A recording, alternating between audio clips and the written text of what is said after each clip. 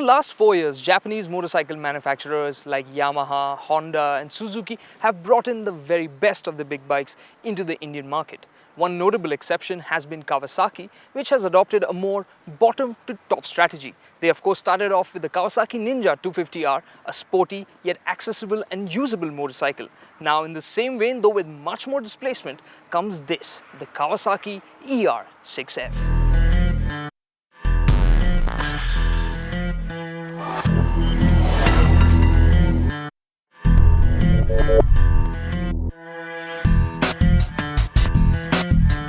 First things first, the looks. The Ninja 650R definitely deserves a second glance. Its face might not be all that revolutionary or distinctive, but it certainly has the big bike aura. The headlamps look sleek and sharp as they streak backwards away from the matte black V-strip in the middle. There's a tall wind deflector on the top, hinting at the 650R's dual-purpose nature. On the other side, you see an all-digital display that looks simple yet classy. More importantly, right after that comes the wide open handlebar that confirms that this Ninja isn't a bike you're going to sit with your knees tucked under your ears. The seat is a gently stepped and wide design. At 790mm seat height, most riders won't have a problem straddling this bike. Still, it is a sporty design. The heavy scoops on the tank give it a strong, meaty look. The bike also has a full engine fairing. It will only be available in the trademark Kawasaki green color, which contrasts nicely with the black sections below. Look further back and you'll see the cool positioning of the rear shock absorber. It seems to be a part of the frame. The rear panels otherwise have a simple design, only embellished with long split grab handles that point back to a smart oval tail lamp. Everything on the Ninja feels top-notch. It really has an air of quality to it. Now the ER6F certainly looks like a nice, big, expensive motorcycle, but along with that people will want one more thing, the right exhaust note.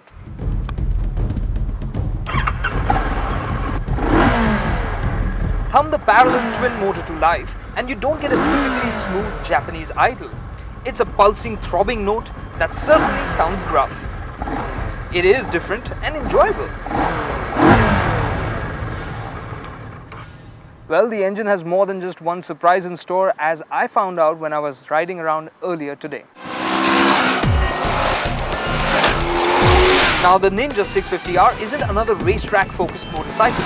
It aims to be good at more than just one thing and wants to be really useful in the real world. And that's where we took it for our test ride. As it turned out, this 649cc motor has an uneven firing sequence, and that's what gives it that characteristic exhaust note. It actually sounds and feels a bit like a V-twin. The 650R in some way doesn't feel very Japanese. Sure, it has all the precision, but then there's the meaty feel to the clutch and the chunky, solid gear shifts, which just give it a European flavor. What makes it even more enjoyable is that the power isn't delivered at scary high RPMs. Now this motor really comes into its own in the mid-range and revs nicely to the top end, though it does lose a bit of steam there. However, we found that this is a quick motorcycle. In the performance test, the Ninja proved to have a lot more punch than its 71 bhp suggests. From standstill, the Ninja will hit 60 km/h in 2.1 seconds and 100 is dispatched in 4.5 seconds. Clearly, it is quick. Keep the throttle open and it will waft past 160 km/h without any hassles. Though in my books, what really makes the engine incredible is the way it handles everyday duties. The Ninja really feels light and easy to ride even at low speeds. Only at very low RPMs does it feel a bit snatchy. Keep the revs about 2,500 RPM and it will just sail through everything. Even if you up the pace, it doesn't feel too aggressive, just punchy. Though the clutch is well weighted, in the city traffic it will feel a bit on the heavy side. Still, it is a remarkable motorcycle when you consider that it is, after all, a 650cc motor. Now the good news for the riders, of course, is that this is a flexible motor, which means in the city you can crawl around, use it actually for commuting day to day, and then head out onto the highway, head out for your weekend ride without even blinking. Now, talking about your weekend rides, how does the ER6F fare when you want to go a little hard and fast? Let's see. To take care of the Ninja 650R's dynamic side, you get a 41mm traditional telescopic fork at the front. Yep, there's no upside down forks here. The rear, however, gets a very stylishly placed monoshock at the rear. The nice big handlebars give you a very upright seating position. The foot pegs though are positioned with sporty riding in mind. So when you pile on the speed and start carving up some corners, you realize that the Ninja, though capable, isn't particularly exciting. The steering doesn't have the agility to really involve you. However, the 1410mm wheelbase and the 120x70 Bridgestones at the front, along with the 160x60 R17 tires at the rear, just provide tons of grip. The massive 300mm double pedal disc at the front and a single 220mm pedal disc at the rear offers solid stopping power too.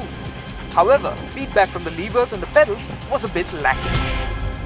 Riding around corners, if you compare the ER6F to a sports bike, it won't feel as nimble or as sharp, but when you turn in, it does feel positive. It feels very planted. It's very confidence inspiring in that sense. Again, compared to a sports bike, the brakes might not feel as communicative or as immediate, but when you haver the levers, you do get solid, strong braking effect.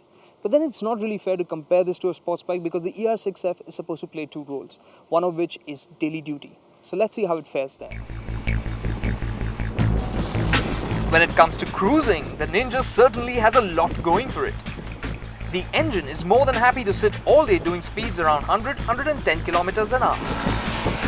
The upright seating position keeps you from feeling tired. On top of that, you get excellent steering movement from lock to lock. So the Ninja 650R will be able to wriggle through tight traffic quite easily. The seat is ample too. However, the ER6F isn't perfect either. The unique firing sequence causes a light vibe that gives a light buzz to your palms after covering many miles. And the foot pegs are set a little too far back to offer a completely relaxed seating position for long distances. Finally, the suspension is set a bit on the firm side for our roads. And then there's the fuel efficiency. The Ninja returns about 23.5 kilometers per litre out on the highway and 21.5 kilometers per litre in the city, which is a bit on the low side. In the Indian context of things, these shortcomings show that the Ninja isn't perfect, but it comes pretty close.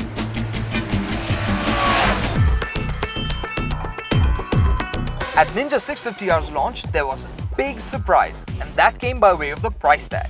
This 650cc motorcycle is priced at an incredible 4.57 lakh rupees ex-showroom Delhi, which definitely makes it a very tempting buy for people looking for a practical big bike.